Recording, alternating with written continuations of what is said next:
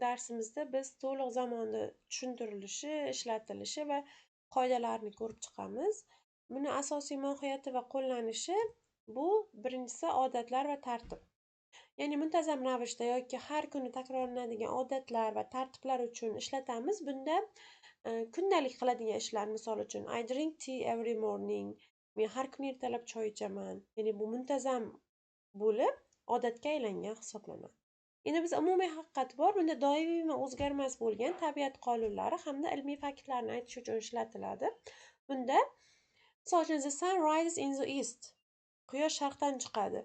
Bu umumiy haqiqat va bunday holatlarda ham biz present simple ishlatamiz. Endi bizda doimiy vaziyatlar bor. Doimiy vaziyatlar bu uzoq muddatdan beri butunlay o'zgarmay sodir bo'lib kelayotgan ish harakatlari. Bular, for example, my brother lives in Tashkent. Akam Toshkentda yashaydi. Bu o'zgarmaydigan doimiy vaziyatga o'tilgan. Endi doimiy takrorlanuvchi ish harakatlarini aytganimizda present simple qurol hisoblanadi. Ya'ni doim qilyapsizmi, takrorlanyaptimi, buni present simple bo'ldi. O'zbek tiliga ko'pincha bu hali qilaman, qiladi, qilasan, qilamiz kabi qo'shimchalarda, ya'ni ko'rinib turadi. He gets up at 6 and goes to study. U soat 6 turadi va o'qishga boradi. Bu uni doimiy va kundalik odatiga aylangan. Shuning uchun buni present simple da aytamiz.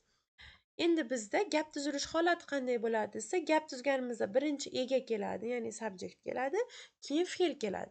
Agar egamiz he, she, it bo'ladigan bo'lsa, fe'lga o'sha s qo'shimchasi qo'shilishi kerak bo'ladi.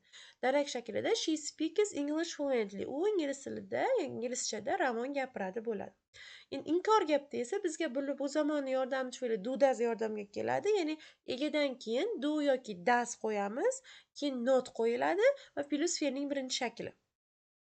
Endi shu yerda ega he, she, it bo'lsa ham fe'lga es qo'shilmaydi, chunki allaqachon doesni dagi s bu talabni bajargan bo'ladi. They don't watch television. Ular televizor ko'rishmaydi bo'lyapti. Endi so'roq shaklida do does egadan oldinga chiqadi. Do does plus ega plus fe'lning birinchi shakli. Do you play chess? Siz shaxmat o'ynaysizmi bo'ladi. He, she, it kelsa doesni egadan oldinga olib chiqamiz. Endi bizda aynan he, she, it uchun fe'lga es qo'shganimizda qanday qo'shamiz? Ya'ni buni imlo qoidasi qanday degan savollarga javob topadigan bo'lsak, agar fe'limiz s, ch, sh, x, o lari bilan tugasa yo ikkita s bilan tugaydigan bo'lsa, biz unda fe'l oxiriga es qo'shamiz. Misol uchun go, goes. Madina goes to school yoki watch, watches, wash, washes bo'lib ketadi. Endi undosh plus ye bilan tugasa, fe'limiz bunda ye yo'q bo'lib ketib, o'rniga is qo'shamiz. Misol uchun study, studies, fly, flies bo'ladi. Endi lekin unli plus ye bilan tugaydigan bo'lsa, unda hech qanday o'zgarish sodir bo'lmaydi, shunchaki oddiy s qo'shamiz. Play, plays, buy, buys bo'lib ketadi.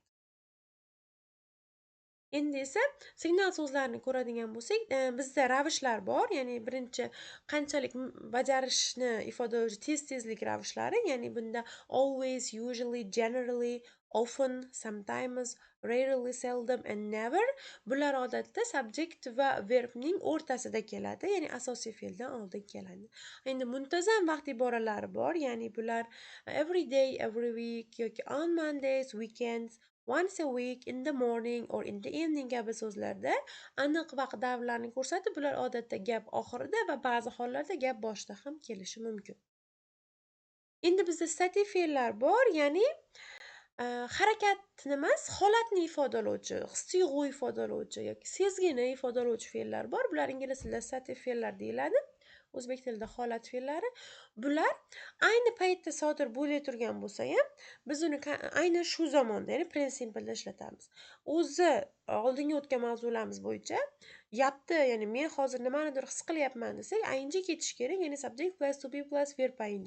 Lekin bu statik fe'llar u zamonda ishlatilmaydi degan qoida borligi uchun biz hozirgi zamonda olib o'tib I know, misol uchun I am knowing this answer. Buni javobini bilyapman emas, I know this answer. Men bu savolni javobini bilaman degan holatda keladi. Bunga o'xshagan fe'llar want, xohlamoq, understand, tushunmoq, believe, ishonmoq, love, sevmoq, hear, eshitmoq, smell, hidlamoq, seem, tuyulmoq, have, bor, ya'ni egalik ma'nosida kelganda 100% faqat shu simple zamonlarda ishlatamiz, continuousda ishlatilmaydi.